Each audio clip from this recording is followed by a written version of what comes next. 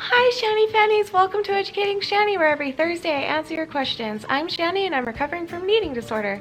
Hi Shanny, hi! So, I fixed my tooth, sort of. It's gonna have to do. I made that out of putty. Do you wanna see how I did it? Roll the footage. So first, I should probably put my finger condoms on.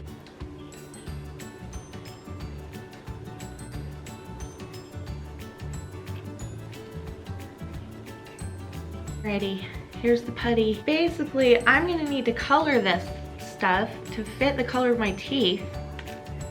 Otherwise, it's gonna look like extra ridiculous. So, I'm going to use food coloring.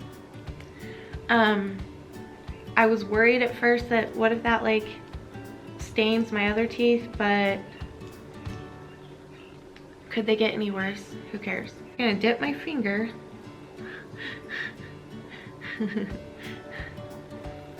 Oh my goodness, look at this! I hope this will work.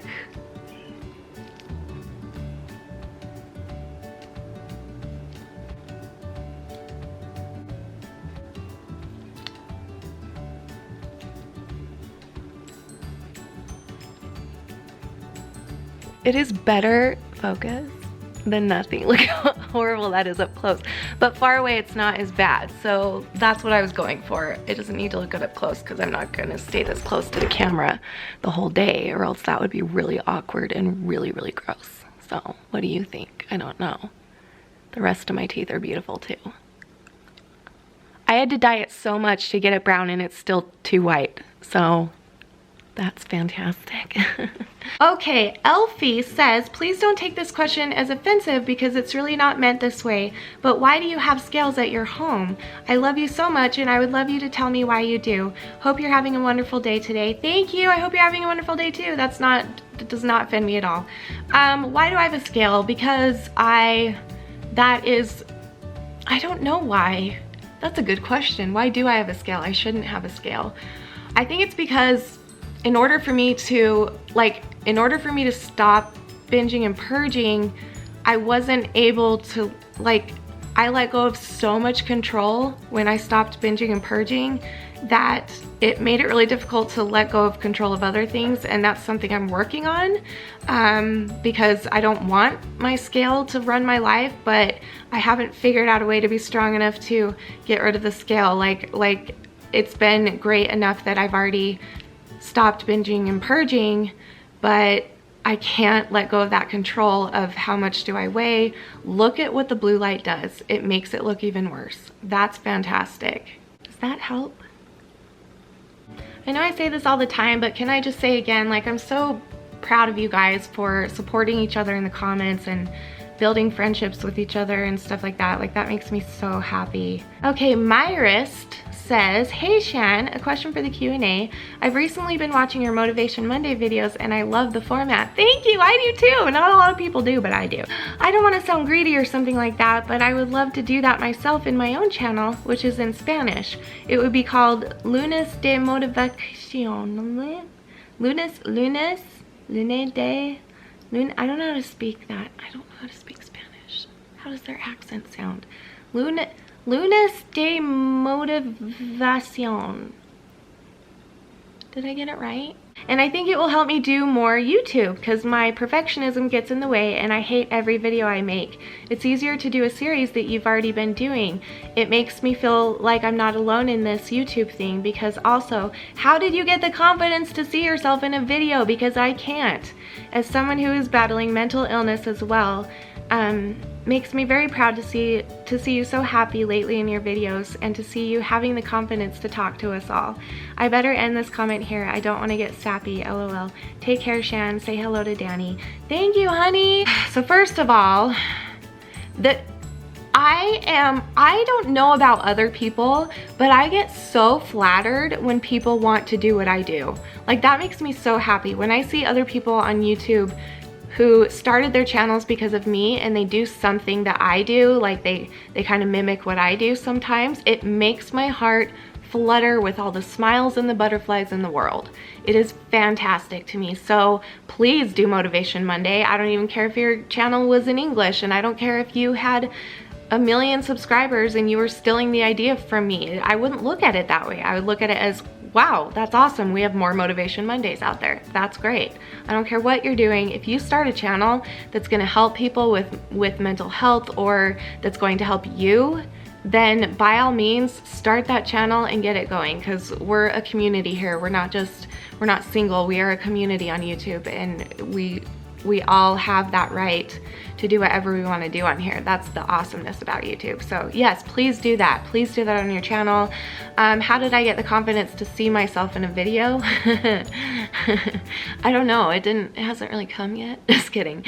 At first, it took me quite a few months to get like confident to where I wasn't like looking or sounding perfect, or that I wasn't looking or sounding the way that I wanted to match the topic or whatever. Like the only time I would not wear makeup is when I was talking about not wearing makeup, or I was sick, or I was having a bad day or something like that. Like, and now if I don't have makeup on and I want to make a video, I'll just turn it on and make a video. I don't care how I look. Because in the end, you guys have seen me at my highest and my lowest. You guys have seen me in every way. But yeah, it comes with time. It does. And sometimes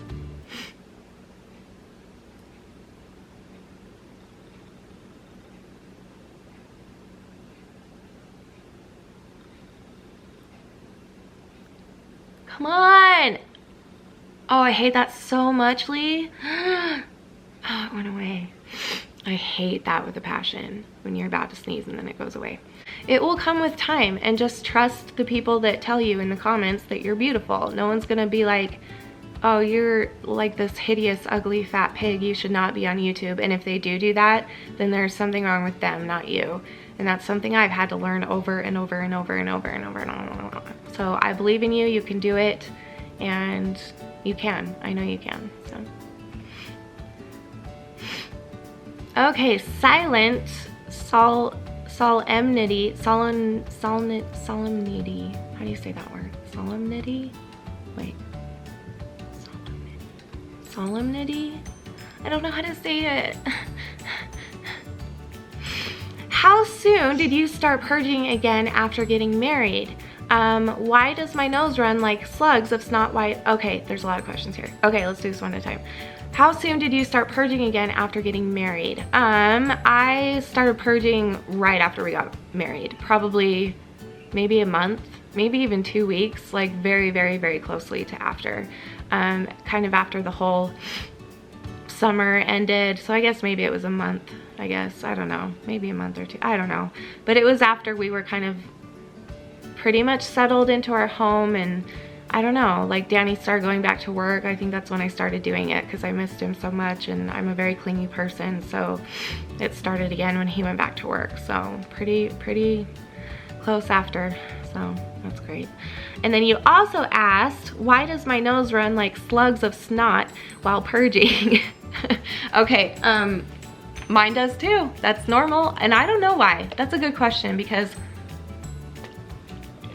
my husband would even tell you if he were here. He would always know that I just purged because I would constantly be blowing my nose and bringing up snot in my throat and spitting it out, because I don't know why. It just causes, it also makes you drool. It makes you drool a lot, and I think it's because your salivary glands are being overworked maybe, or maybe they just do that. I don't know why. I'm not a doctor, but I'm just validating for you that yes, that's normal. It happens. Okay, and then you asked another question. How does Danny act or get along with your dad since he knows about her abuse? Well, Danny supports whatever I feel and whatever I think, and it's hard for Danny to be around my dad.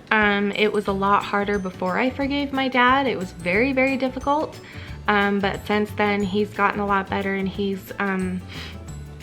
just trusts me, and that's what it boils down to. Like, he trusts me, and he sees the change in my dad as well, and he just trusts that because he loves me, and he supports whatever I feel. So whatever I feel, he's going to support. Even if it does make him uncomfortable to be around my dad, he'll still do it just for me because he loves me and he's really awesome. So So a lot of you have been asking me if I received your Christmas packages and letters and things like that, because I haven't done a fan mail video in a really long time. So I thought I would address it now, and I'm really like scared about this, but I just feel terrible because I'm so behind on everything. I'm feeling very overwhelmed with it, but and that makes me feel even worse because like I shouldn't be feeling overwhelmed, but I am overwhelmed because I put it off for so long, even opening your guys' packages. I just opened them like yesterday because I felt bad because I knew that I wasn't up to writing thank you cards and making a video about it and all that stuff. So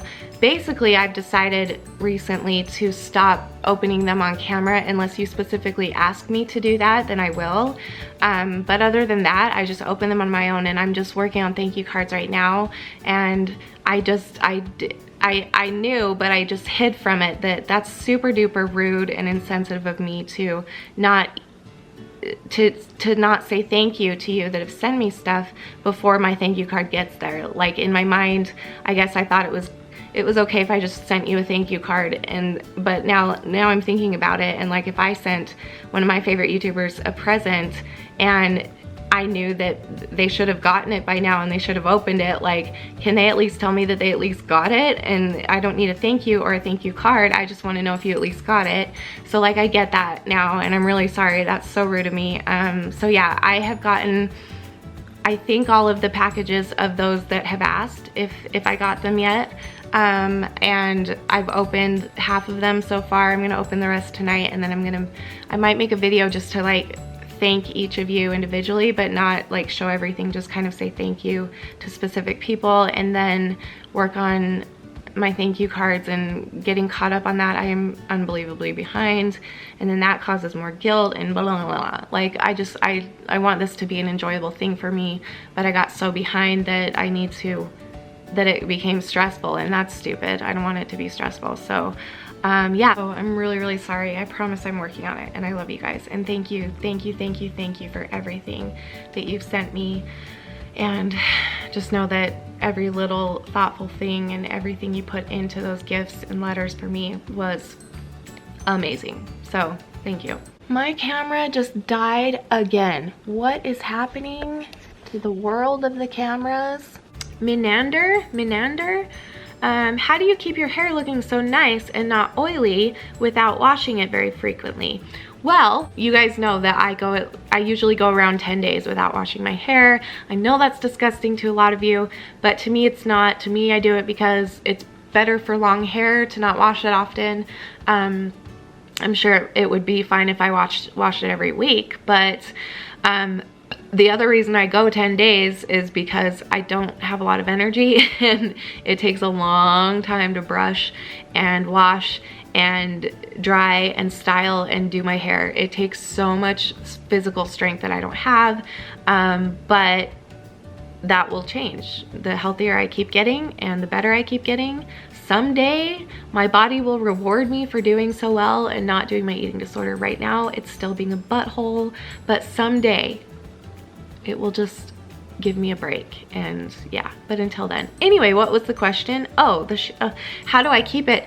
I don't. I just, the thing is that I had to work up to this. Like, I didn't just stop washing my hair for 10 days all of a sudden. Like, I worked up to it. Like, I would do it every 2 days, and then every 3 days for a week, and then for a month, and then every 4 days for a month, and blah, blah, blah. However, dry shampoo works sometimes for me, but to those of you that want to trust me and save a buttload of money, aerosol hairspray does the same thing as dry shampoo. You just have to wait a little bit longer. You just kind of drench your roots in it and let it dry all the way, and then kind of brush through it, kind of do this, you know, just like you would with the dry shampoo. It works the same in my opinion. Okay, Becca Garvin says, do you think eating disorders can be seasonal? I think eating disorder behaviors can be seasonal. I don't think eating disorders themselves can be seasonal, but I'm not a doctor. Don't take my word for, like, you know, truth. Just take it for experience. I don't think that having an eating disorder is not seasonal, but sometimes I get really, like, I get more depressed in January. I think a lot of us do, even though I never go outside anyway, but I still do just because it's cold. And at least where I live anyway. And so I do get more tempted and more bored. Normally, not now, not anymore, but before, I would be more bored, and so I would binge and purge more often because I was bored and I was depressed. So I do believe that sometimes it can trigger more of like a higher quantity of eating disorder behavior that you've already been practicing, but I don't think that eating disorders themselves can be seasonal, but I could be wrong. Again, I'm not a doctor. I don't know. I just feel like it's something you have in you, and it's pretty difficult to get it to go away. So, and then Becca also asked, would you ever do meetups with your Shanny Fannies? I would love to. That's my biggest goal with this channel, is to someday make it big enough that I can travel around and meet you guys and do shows and do conventions and do all kinds of stuff and meet you guys, and even just do meet and greets. Who knows? Like, I would love to do that. I would love to hug all of you guys, and especially the people that I've gotten to know really well here on YouTube. And I just love all of my Shanny Fannies and my Shanny family. I love you guys so much, and I would love to meet you someday. So, but we got to get my channel to grow more in order to do that, mainly for money reasons, and also just nobody's gonna like book me if I'm not like hugely popular. And that sounds so silly of me to say, like, help me get popular and help me get more famous. No, it's help me grow my channel so that I will be able to do what I want this channel to end up being. Right now we're just going through my recovery. We are going through educating ourselves on eating disorders together, but someday I want it to be where there will be people being like, hey, do you know Shanny? Do you watch Shanny? Yeah, she's awesome. She taught me how to love my body, and she showed me that it's okay no matter what size you are, and she also warned me on the dangers of eating disorders, and she's got the cutest husband in the world that treats her like a queen, and I love her, and I want to meet her and hug her because she's helped me, and she makes me realize that life is worth living because of all the things that she's been through. She can share her wisdom with us so that we can have a new beginning of our own inside, so that we can feel rejuvenated and loved, and to learn how to spread love and happiness and joy, and to learn how to love others and not judge others, and get along and love ourselves and not judge ourselves, and get along with ourselves and love and be too.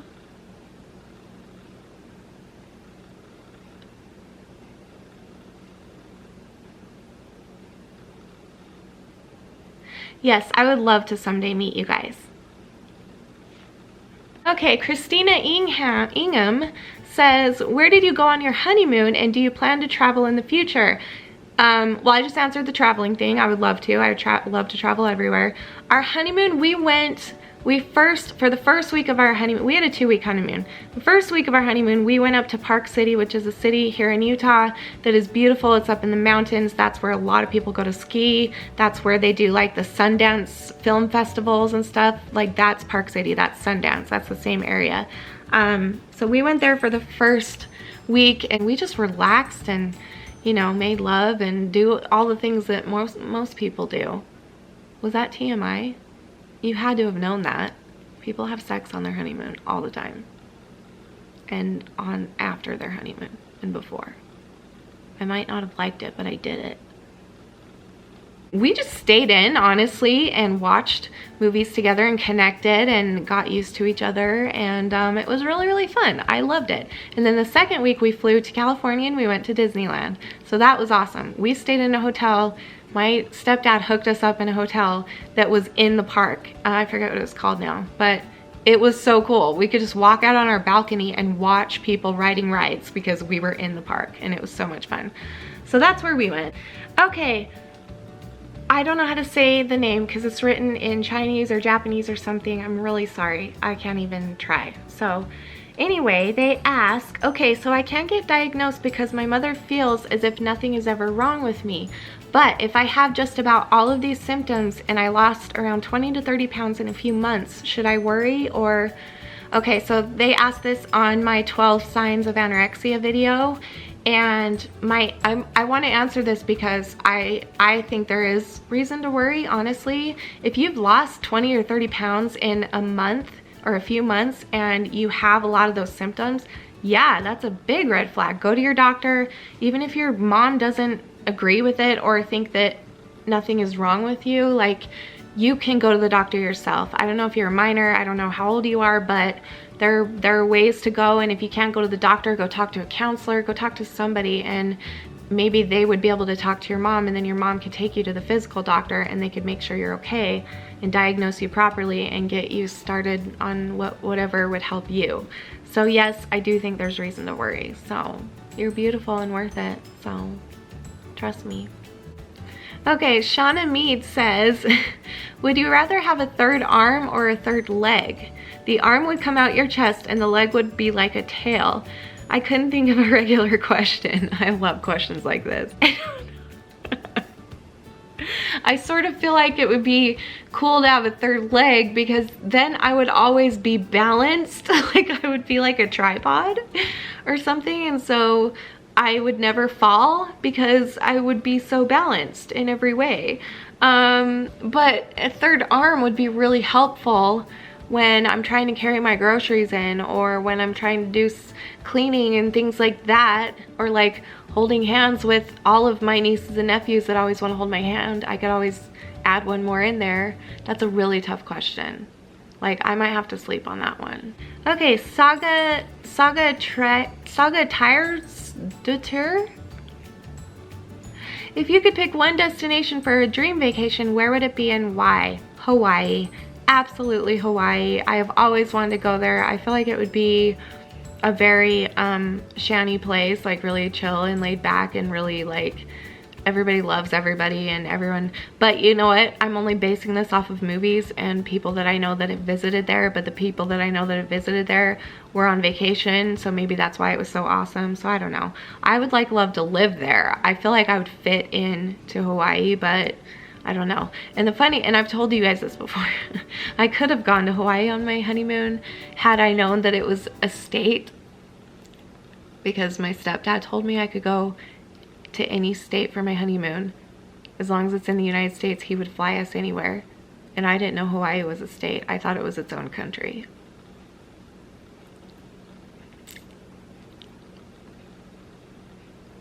Zelda fan says, so I commented on your Monday video about my mom, I think, but I know you went through abuse, different kind, but how do you deal with emotional abuse? Every time I tell mom how she makes me feel, she brings me down. Well, that's horrible. I'm really sorry. Some people just don't get it. Some people just don't grasp being able to feel other people's pain, and so they keep hurting us over and over and over because it's like there's a chip missing in their brain that they literally can't grasp how to treat a person and what is common sense on how to treat another human being. And that doesn't make her a bad person, but obviously that hurts, and I can tell how bad it hurts you, and I'm sorry that's happening. I guess I would just say to do what makes you happy. Like, seriously, and if that means not hanging out with her for a while or trying to ask her to go to therapy with you so you can talk through it and she'll listen because you'll have a mediator, whatever the case may be, do what will have the most positive outcome for you. Not just, like, don't focus on too much on the negative of it because that can bring you down even more. So try and fix it, and if you can't fix it, then maybe you need to just step back for a while, at least talking about serious things. I don't know. Like, there are people in my life where I've had to have a very, very shallow relationship with them because if I talk about deep things with them, it turns into abuse and meanness and harshness and just unnecessary things. And so I've had to try and just have a shallow relationship with them. And hopefully they are getting the help that they say they are, and maybe if you can let your mom know that, like, again, through therapy or something, then maybe that would help. I don't know. That's a tough one. I'm really sorry you're going through that. Okay, Arlie Koschuk. I don't know how to say that. Hi, Shanny. I love you. First off, I love you too. My question is, when and how did your family first find out about your eating disorder, and what were their reactions to it? Did your family try and stop you at all? ever, or should I say try to force you to stop, especially when you are so young? Love you too. I did make a video about this, of how my family found out, and I will link that video below, so go check it out. I told the whole story. Okay, Haley Taylor says, what do you have to say about the whole not sick enough thought that most of us deal with? I hope I know what you're talking about. I think what you're talking about is a lot of us are afraid to talk about our eating disorders, or to ask for help, or to do anything to get better, because we're afraid that we don't look sick enough to be taken seriously. Like, especially those of us who have an eating disorder but are overweight, we don't get taken seriously sometimes. A lot of the time, actually, most of the time, because people just aren't educated enough to know that there are a lot of overweight eating disorder sufferers, and average weight, and underweight, and all kinds of weights.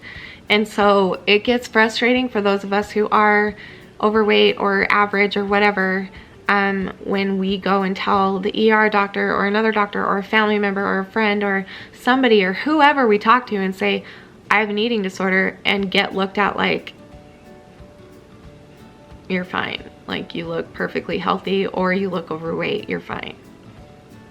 And that's really frustrating. So, so what do I have to say about it? Well, this is one of those things where it's like, I'm hoping that in 20 years, maybe the world will change their thinking enough to like understand eating disorders. Like, if I die tomorrow or something, you guys would need to take my channel, spread it around, educate people, and also warn people by showing my death, and by showing, I'm not gonna die soon, but do you know what I mean? Like it's not only up to me to fix this, it's up to all of us, but that's a big task to think about doing right now. But we're getting started. We're getting people talking about it more.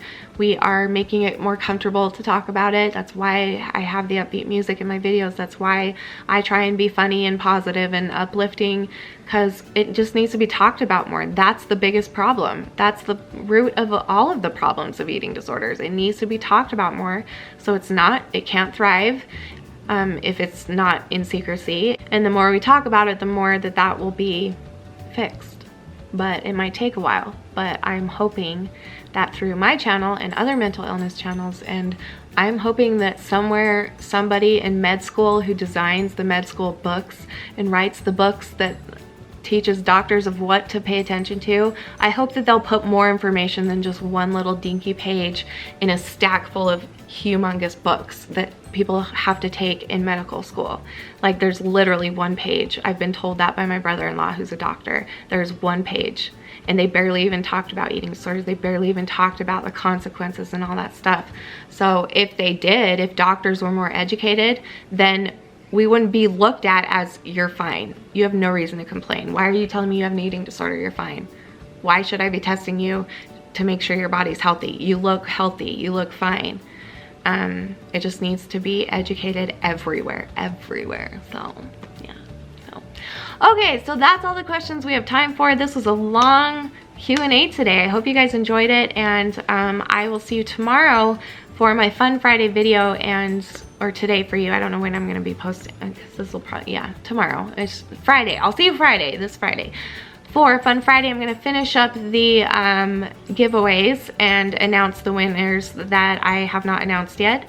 And then I'm gonna do something else for you guys too. So pay attention for that. That's gonna be fun. And please remember to subscribe and hit the notification bell. And thank you seriously for your support and your love, and I don't know where I'd be without you guys right now. So I love you, and I will see you tomorrow. And remember forever and always that you are beautiful, you are worth it, and I am too. Thank you for watching. Bye.